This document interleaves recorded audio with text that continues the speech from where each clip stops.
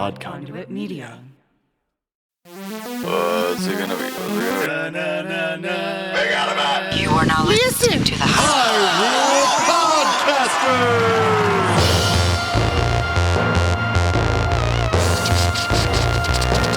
Rumble, rumble.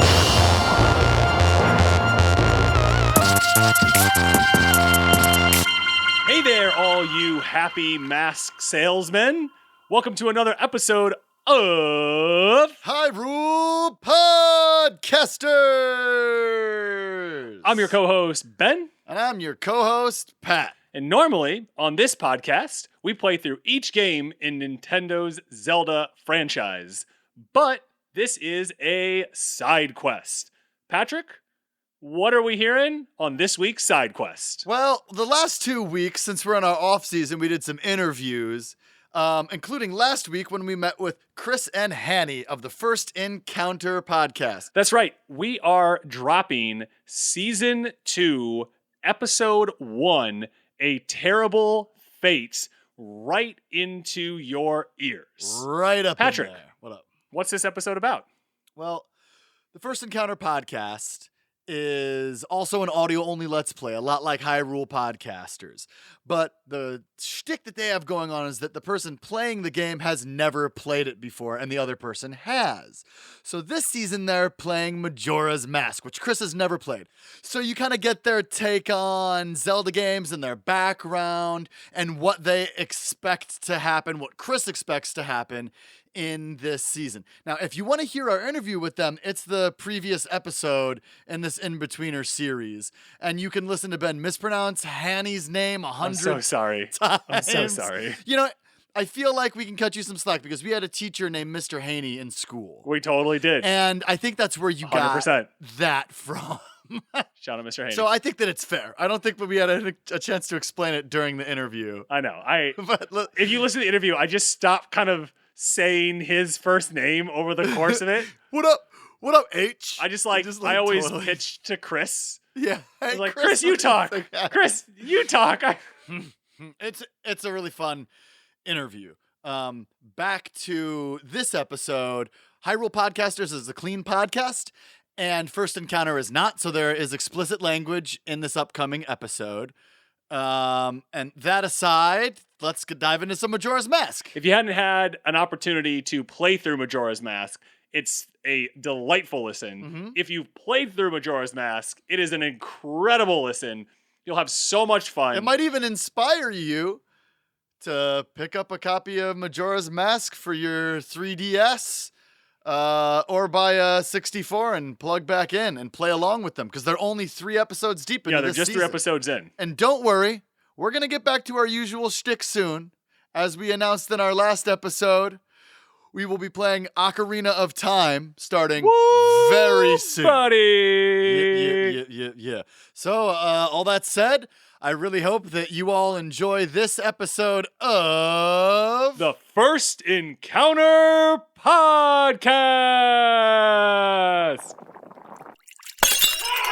Still Potion! Hey listener, First Encounter is an explicit podcast by grown-ups for grown-ups. Content warnings can be found in the episode description. Hoo-wah, Orc. Turn that GD light off when we record. Yeah. Bop, dap, dap, doo, up, da, da, da, bop. Yeah. Hey! Hey, come out and play.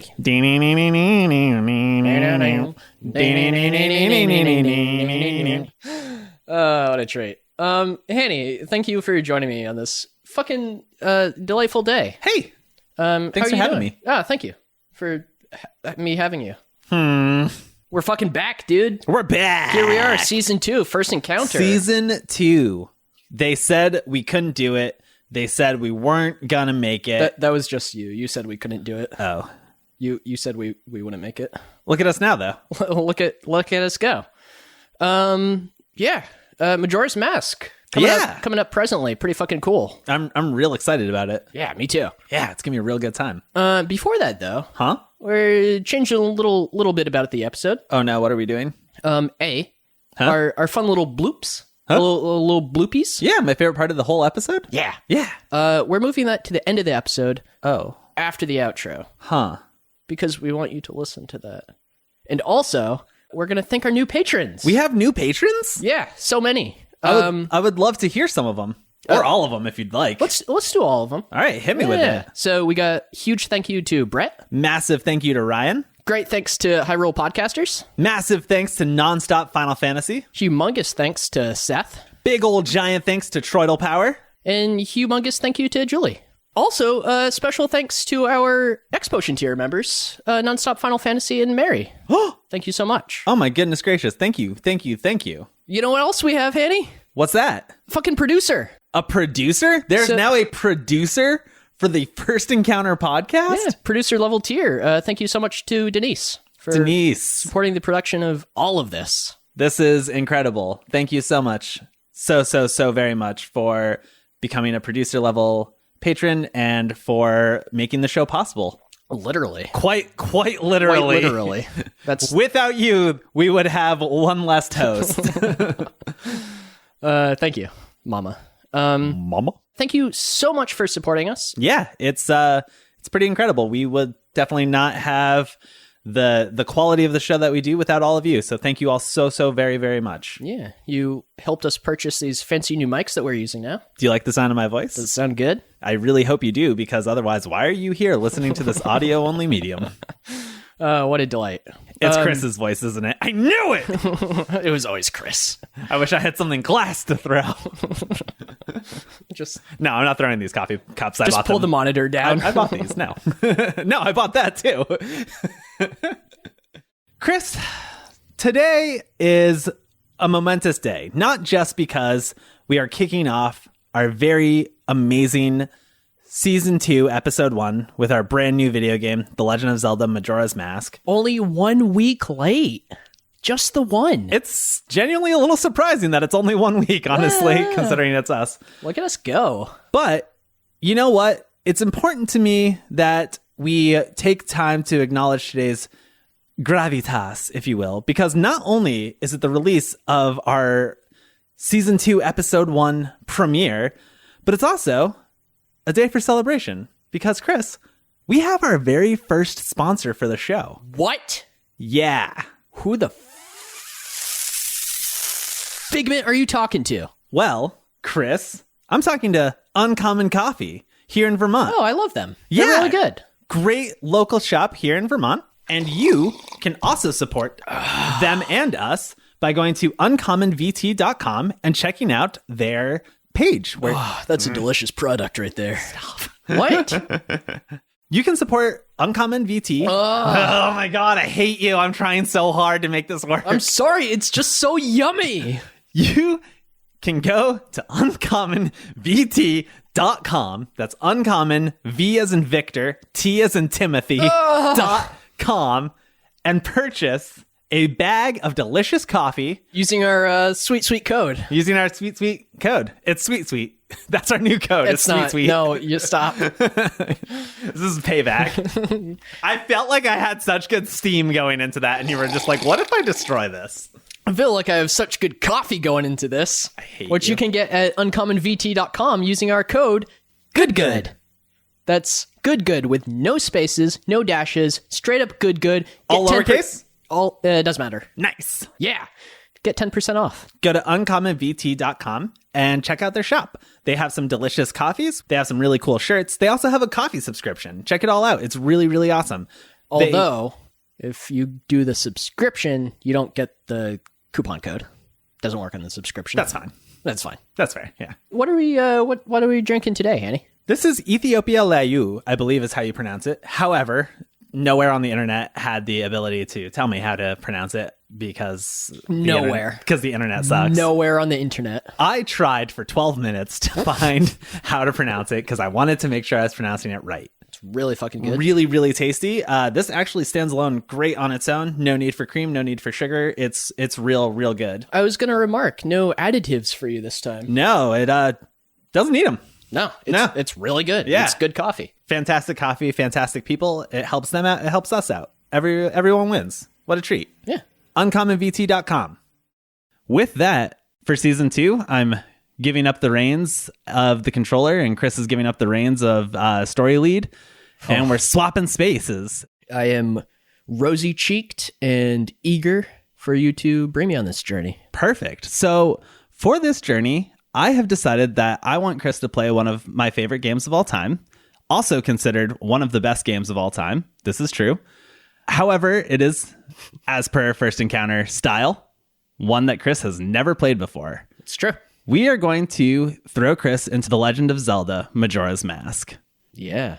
So Chris, why don't you open up a little bit and tell me about your history with Zelda as a whole first. I believe that I'm going to try to, without going back and copying our first episode for Final Fantasy, I'm going to try to copy our Final Fantasy episode. So I think I'm going to just try to stick to the same pattern. So talk to me about your relationship with Zelda first. So my relationship with Zelda as a whole is not very broad. I had a Nintendo 64 growing up. That was my second console. Perfect. And the first or second game, it was either Zelda Ocarina of Time or it was Super Smash Brothers. Can't remember what I got first, but Ocarina of Time was the first Zelda game I played, and it was one of the best games I had ever played at that time. I think Final Fantasy VII and Ocarina of Time. I would hope that that's still the case, honestly, because Ocarina of Time is a just masterpiece. It's one of the few games that I've gone back and played again. So I loved Ocarina of Time. I thought it was incredible. I thought the gameplay, the exploration, the world, just everything was phenomenal. But past that, I've only really dabbled, touch my toesies into the Little dip. very deep water of the Zelda universe. There's a lot of water there. Yeah. So I've played a couple minutes of Wind Waker. When you say a couple minutes, you mean literally a couple literally, minutes? I didn't get through the first dungeon. Oh, literally a couple minutes. Got it. Twilight Princess. I've watched people play Breath of the Wild. Yep. I've touched the mobile games a little bit, but really my Zelda experience mostly stopped at Ocarina of Time, specifically, as much as I love it, at the adult water temple. Perfect. Yes. So that's my Zelda experience. Ideal. On that note, when you said mobile, you've touched the mobile, do you mean handheld? Yes. Okay. I was going to say, I didn't know there was mobile version. I'm sure there is, but I don't. Oh, you mean like phone mobile? Yeah. I mean handheld. Perfect. Excellent. So I would say you are less than average in terms of most people in our field and their relationship with The Legend of Zelda, which is absolutely perfect for what we're going here. The main reason for that is really after the Nintendo 64, I completely switched to PlayStation for my consoles. So And Final Fantasy VII just steamrolled everything. Perfect. Yeah. Well, I mean, Final Fantasy 10, 9, 8, really, Yeah, all right. So I think one thing that I would love to do before we get into what you know about Majora's Mask is... all of it. You know the whole thing? I know it all. Yeah, it's perfect. Is just kind of discuss a little bit what we think the differences are going to be between how we approached FF7 and how we're approaching Majora's Mask, because they are obviously very different games. They can't really be pigeonholed into the same kind of genre or game style or platform or really anything. Like, they're very different. So I think overall, the format of First Encounter isn't going to change. We'll still do the playthroughs with conversation. We'll have the talk through after. We'll mix it all together in the same way.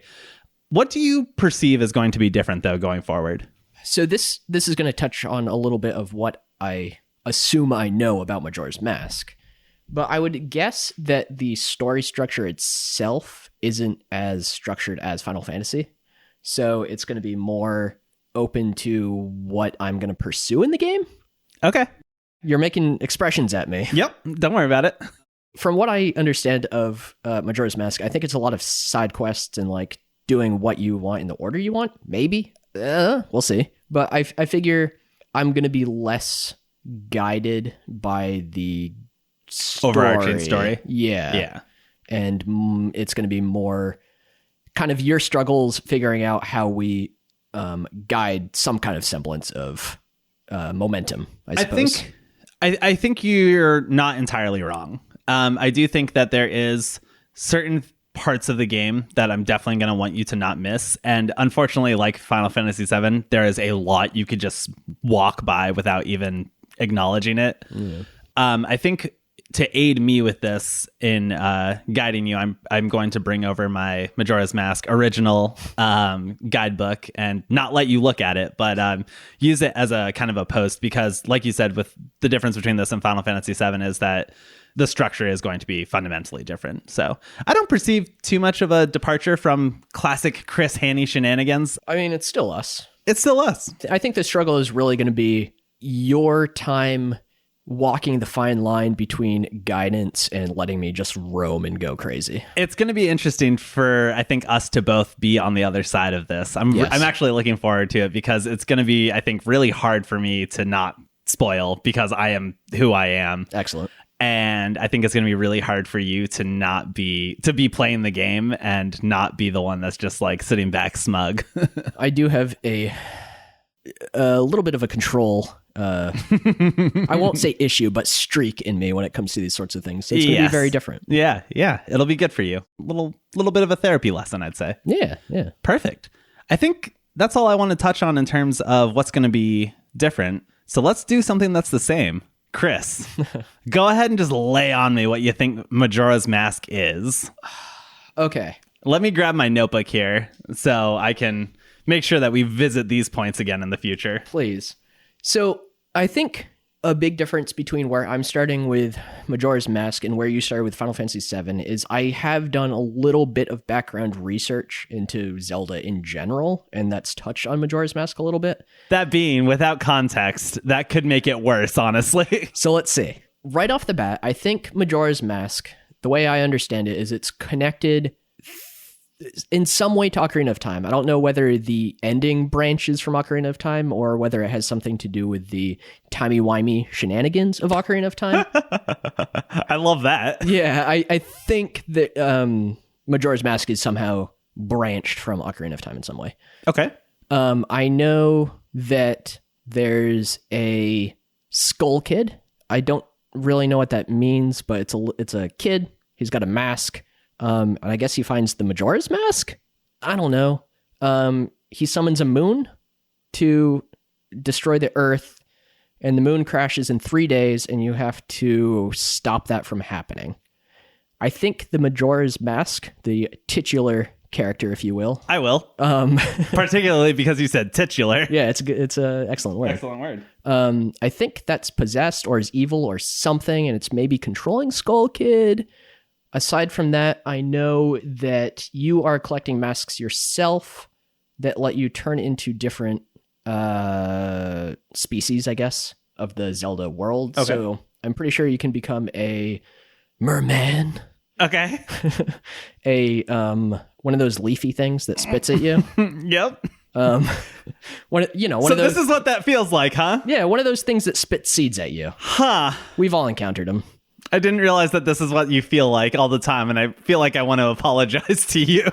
I should know what they're called, but I just can't. Shroomba? No, that's like a Mario. Whatever. Anyway, the seed spitters, you can turn into one of them. I think you can turn into a merman, aka whatever the fuck they're called, and I think you can turn into a Goron. I do remember that name. How is Goron the one that comes up for you? I don't fucking know. Can you describe a Goron for me? Yeah, they're Rocky boys. They're like stout, round figures that eat rocks and roll around on the ground, and you have to stop them so you can get something that lets you go into a lizard's tummy to blow it up or something. I don't know. That was a boss or something that happened in Ocarina of Time, right? That's probably the most true statement you've had to this point. Yeah.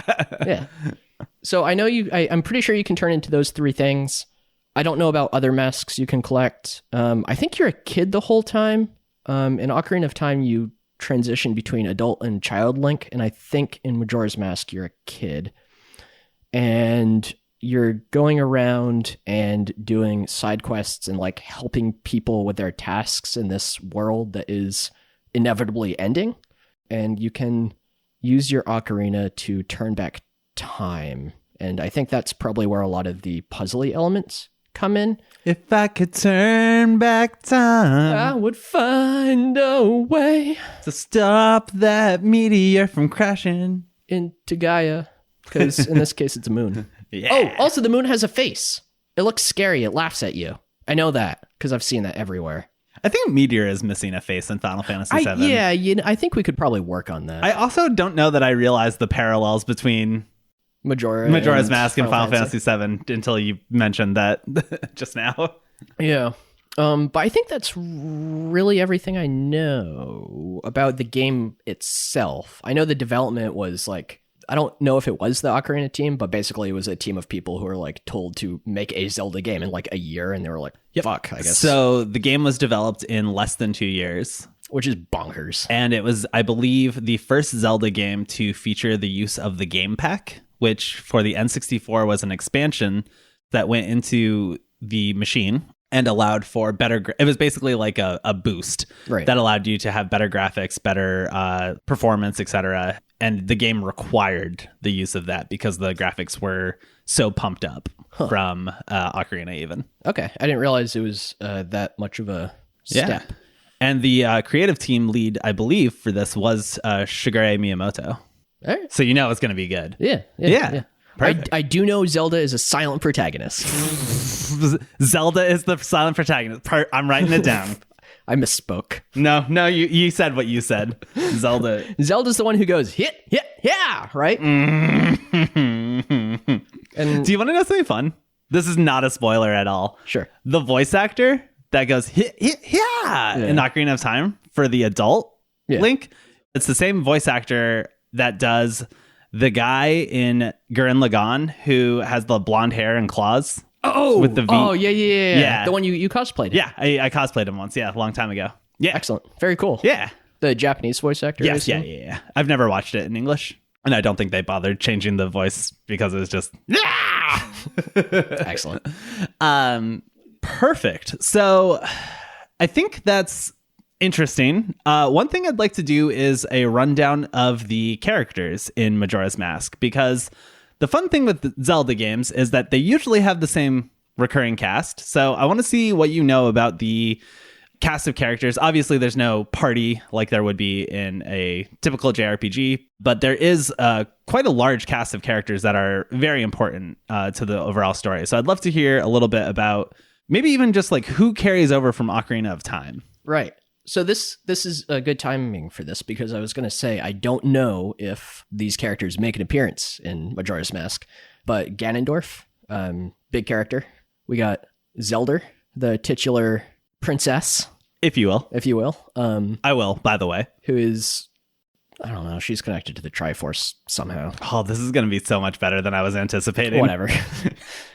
We got Sheik, one of my old mains from Smash Brothers, who is also Zelda, but Zelda has some teacher who like taught her to be Sheik or something, I think, from some tribe. I think Ganondorf was also from that tribe, maybe not. I could be I'm backing that up based on your face. No, please continue. So Gerudo Valley. Gerudo Sandstorm. Darude Sandstorm is a song, yes. Yeah, whatever. And Gerudo Valley is a place, yes. And I think Ganondorf was a member of the Gerudo tribe or something. I can't remember. In Ocarina of Time. Okay. So their characters, at least in Ocarina of Time, Link is the silent protagonist. I was gonna say Link was really far down that list. Whatever. I already said Zelda. Are you gonna keep his name as Link in the game? Yeah. Always do. So Link is a silent protagonist. I guess there's Skull Kid, who I don't think Skull Kids were in Ocarina of Time. Maybe they were in the Forgotten Woods or wherever the fuck Link's town was called. Kakariko Village, something like that. I want you to know just how fucking good it feels to be on the other side of this microphone. I can't wait to... Especially because I do feel confident in my Zelda knowledge, and this is really fun for me right now. Great. I'm glad you're having a good time. Yeah. You're sweating. Please. There are some boys in leather. On motorcycles, obviously. Obviously. I mean- know, Link has a motorcycle in fucking Wind Waker, Breath of the Wild. Yeah. Does he really? Yeah. I haven't played Breath of the Wild yet. It might be a DLC. It's not that I haven't played it. I haven't gotten very far in it yet. Yeah. Because all my video game time is spent playing Final Fantasy VII. As still. well it should be. Perfect. Okay, so Link, I said Link. Skull Kid, I don't know if he's from anything in Ocarina of Time, but he's there. And I know the smiling mask salesman only because of the fucking memes on the internet and his creepy song that's played backwards and Ben, whatever the fuck that was. But yeah, the smiling mask or the happy mask salesman, maybe. I'm not correcting you. I'm just writing down whatever you say. Yeah. He's in there. I know there's a spider family. They're like cursed and they're half Skulltulas, half people. Mm-hmm. Are the gold Skulltulas still in this as collectibles? I don't know about that. I'm not going to tell you. That's fine. I don't know if there's like bosses or dungeons in this one. I know that's a like Zelda trope, so I would assume there are, but I don't know. I don't feel like I ever hear about them when I read about Majora's Mask. And is Tingle's in it? He's a character from Zelda, right? Tingle? His balloon. That doesn't mean anything to me, but I know it's a character. It's like a green... Tingle is a character. It's a green, tight-wearing, balloon flying messenger? I don't know. Tingle is a character in the Zelda series. Okay. I'm not going to tell you if he's in Majora's Mask. Perfect. I think that's all the characters I can think of. Like, Perfect. there's the like Mermaid King and Princess. What the fuck are they called? Don't worry about it. We'll get there. Gorons and the You can't look it up. I can't remember. Yeah. And you can't look it up. The mer people. Whatever. Perfect. They live in the Black Lake outside of Hogwarts, right? Yeah, totally. Yeah. With the squid. Yeah. And yeah, I think that's all I know. Like the Gorons exist, the mer people exist. That's those. Perfect. Those are the characters. As far as I'm concerned, that's everyone who makes an appearance in the game.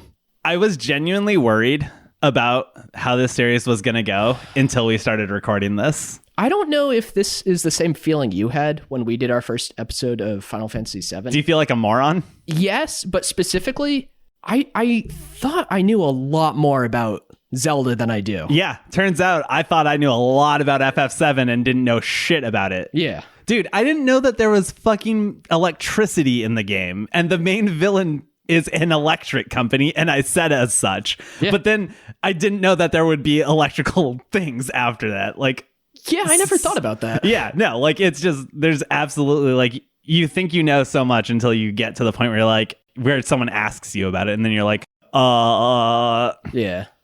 And also at least half of what you said is just Ocarina of Time spilled over. There's a horse. Epona. Epona is a character in the Zelda series. Fuck you. This is really exciting for me. Interesting. Scroll. Excuse me, let me quote Chris. Epona's 8, throw it out. Zelda is the titular main character of Zelda. Zelda, the silent protagonist that they are. Link has like a girlfriend that's not a girlfriend. Some chick he grew up with from his village. But he's not one of them, I don't think. All right, sure. He's the hero of time. There's Triforces. There's 3 goddesses.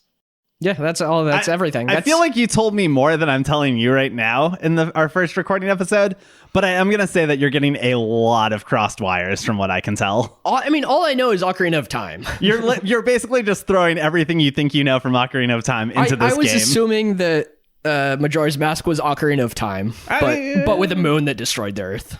That's what I thought it was. Wronger things before that statement. Perfect. I think the main reason I didn't play this game, I always got the impression that it was a very grim game, and I was just never wanted to pursue that feeling. You didn't want to be game. in that spot, in that place. So what's changed now? I guess I don't need to pursue games or fantasy escapes at this point. Right. It's weird to say because Final Fantasy VII is not like a happy game. I would say 75% of the time it's grim. Like there's funny parts for sure. Yeah. But I think a lot of that might just be the joy of us playing it together and making light of certain situations. Yeah, could be. I will give you one tidbit, if you will. It is a very grim game. Oh, excellent. It is extremely dark in comparison to other Zelda games. I always find Zelda games pretty dark, though, personally. Like, I always feel like there's a sadness in every game. A melancholy. Yeah, like you're familiar with the concept of the hero of time, so I don't feel like I have to fully avoid that. But I think the weight that soul carries is really, really depressing, right? Like, as the hero of time, you're reincarnated over and over and over again to be the person that needs to be, and that's in the grand scheme of Zelda. Right. You're reincarnated as the person that is needed to save the world over and over again. So you're only ever living through the world's darkest moments. That's real grim. It's really grim. And I've always carried that through Zelda games where I'm just like, this is really upsetting. Like, Link is a very tragic character. Yeah, I've never thought about that before. Yeah, I think of it. Have you ever read The Castaways of the Flying Dutchman? No. By Brian Jacques? So really, really good book series by Brian Jacques, who wrote the Redwall series, which is probably what he's best known for. But it's about a immortal boy and his dog who are basically summoned to certain areas by people in need to help them help them learn how to fix their own issues.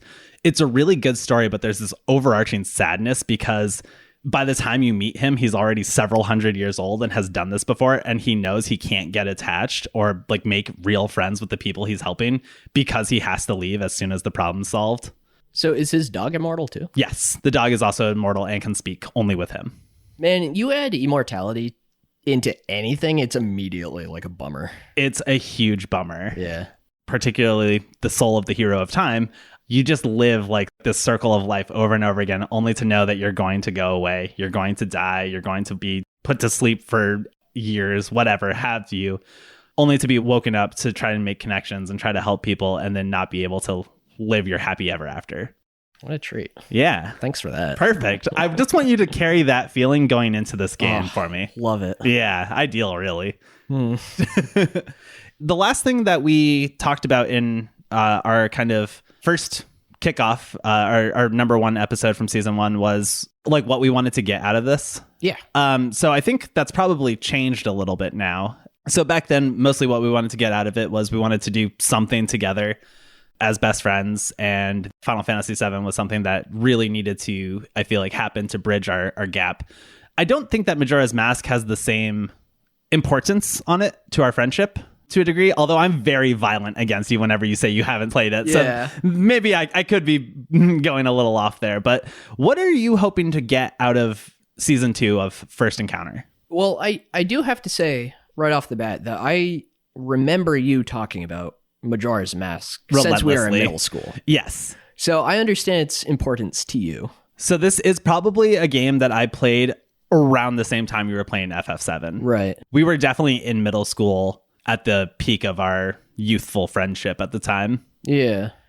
What would I like to get out of this? I'd like to think at this point, First Encounter it's not in the position of fragile collapse that I was nervous about it being when we first started doing this. I don't even fear it collapsing anymore. I mean, obviously, in the back of my head, I would hate for something to happen that means we'd have to stop doing this, but I don't feel like either of us are going to drop out. We're not going to just stop one day and be oh, let's not do that anymore. Yeah. That was terrible. Yeah, Why am I doing this to myself? Why did we do this for a year and a half?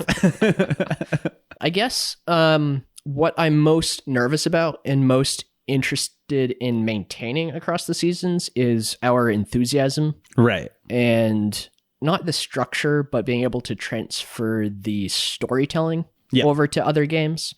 And this is going to be the first kind of test of that. I think that's something we're probably going to have to test every season. And I think obviously it's going to have a different vibe. It's going to not be join Haney on this journey. It's going to be join Chris on this journey, which we're just two different people. But I think people who are going to listen to season 2 are most likely people who have listened to season 1 or have a heavy vested interest in the Legend of Zelda series.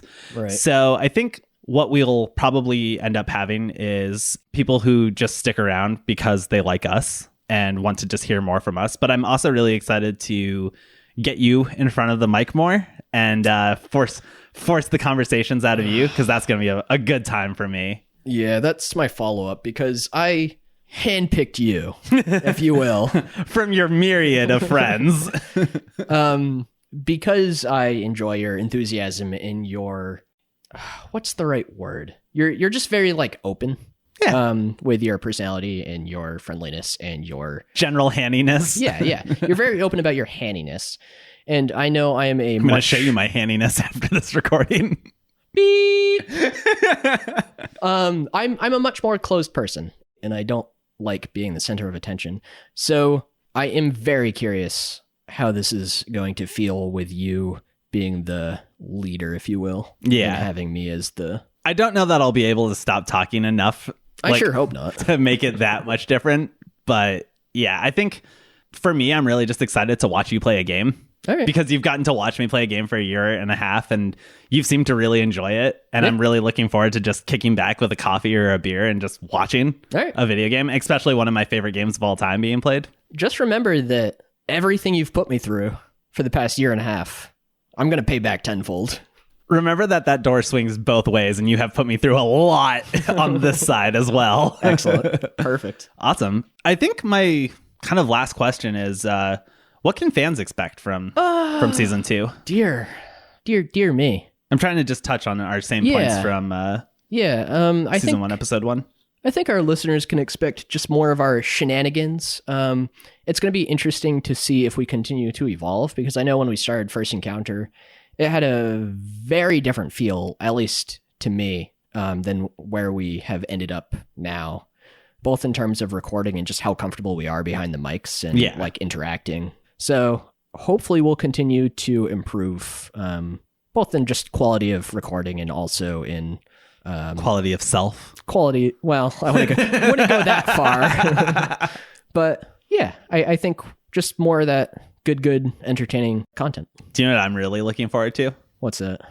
Voices. Oh, that's another thing, because there's There's a lot of speaking characters in Zelda. Okay, because that's another thing that I assume I know about Majora's Mask and Zelda as a whole, in that most characters don't actually have voices, but they have sounds that kind of play whenever they talk. Oh, yeah, I would say that's true. Yeah. Yeah, I'll give you that one. That I would say is true, at least in the older games. Okay. Yeah. So yeah, it'll be interesting to apply our talents to so many different... I'm very excited for colorful this. characters. Yeah. It's also going to be really funny to not have, as you said, a silent protagonist. So to not have a voice for the main character will be really funny. Either that or just dead silence for a few minutes. It's also going to be interesting because we don't have like a core party. So we're going to be developing like different voices as we play the whole time. And we're going to go possibly months in between hearing a certain character speak, because you might do one thing and then go do a whole other mission that takes a couple of months to get through, and then finally get back to that beat and be like, oh, what was that voice? Excellent. Is there any other final thoughts you have for this game that is not Final Fantasy? Yeah, I mean, if you've made it this far, thank you so much. Like, holy shit. Yeah. I don't know how Chris and I barely made it this far. No. It means a lot. Really, really does. But also, if you came here primarily for Final Fantasy, give it a listen. Keep going. Yeah, there's a lot of great games out there. And I think one thing that Chris and I are both hoping to open ourselves up to is other games and sharing games with others. So for Chris, Final Fantasy VII was extremely important for him to share with me and with our audience as a whole. And now for me, it's extremely important to take what Chris has created for Final Fantasy VII and carry it forward with the same exuberance and brightness and community that we've grown in season 1, and continue to grow and improve it in season 2 with The Legend of Zelda. One of the reasons I chose this game in particular was because it has a big enough following to make it so it's still accessible for a lot of people. Like, the chances are pretty good that if you've played Final Fantasy VII, you've probably played a Zelda game. Maybe not Majora's Mask, but you've probably played Ocarina of Time or Breath of the Wild or one of those. And that's not necessarily true, but the chances are pretty good. And this game is also from around the same era, so we're still trying to work with the people that we've made connections with. And I'm hoping that those people that came for Final Fantasy VII stay for dessert. Yeah. Oh, God. Yeah, I mean, just lost my train of thought. I love trains. Shit. That's probably going to be the worst part about this. Ass. Not enough trains. Not enough trains. I'm going to just say not enough trains. So there's a train potentially. Potentially. There could be anything, really. You have no idea. One thing that's going to be really fun is I pinioned all of my thoughts about Final Fantasy VII from what I gleaned from Kingdom Hearts and Advent Children. Yes. So you're going to do the same thing with Ocarina of Time with probably about the same distance between... And Super Smash Brothers. Oh, boy. Which we Donkey can do Kong makes an appearance, right? obviously. I know he's a Mario character. Is he also a Zelda character? Not to my knowledge, but, I mean, Goron's had to come from somewhere. I think that's probably a good spot, unless I think with that, thank you so much for tuning in for this little kickoff for episode 1, and can't wait to see you in episode 2 season 2 of season 2, The Legend of Zelda, Chris's Mask. Yeah. Thanks so much for listening, and we'll see you next time. Bye. Thanks so much for listening to the First Encounter podcast. If you want the journey to continue, please support us at patreon.com/firstencounter. Find our socials and contact info at firstencounterpodcast.com. Please stop by and say hey. Our intro and outro music is by Alden Zach. Cannot wait to tune into Chris's Mask. I know. That sounds enticing. Yeah. That was a stupendous, marvelous episode. Yeah, really makes me excited to dive into the rest of it. They already have 2 episodes. Their format's like a little bit different than ours. Yeah, really neat where they play and then they come back and comment on top of that. It's a really interesting, a lot like No Cat. Yeah, exactly. It's a really cool way to go about it. Going about it. Well, with that, this has been another episode of Hyrule Podcasters. Kind of. Thanks, everybody. You're beautiful. We love you.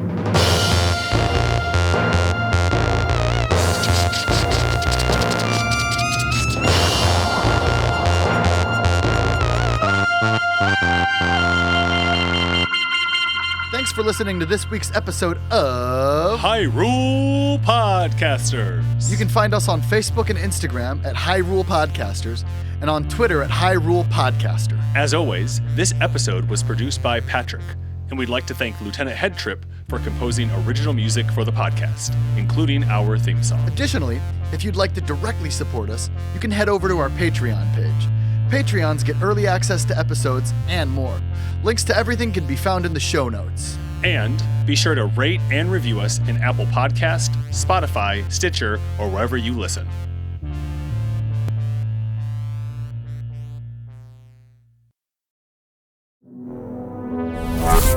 Odd Conduit Media.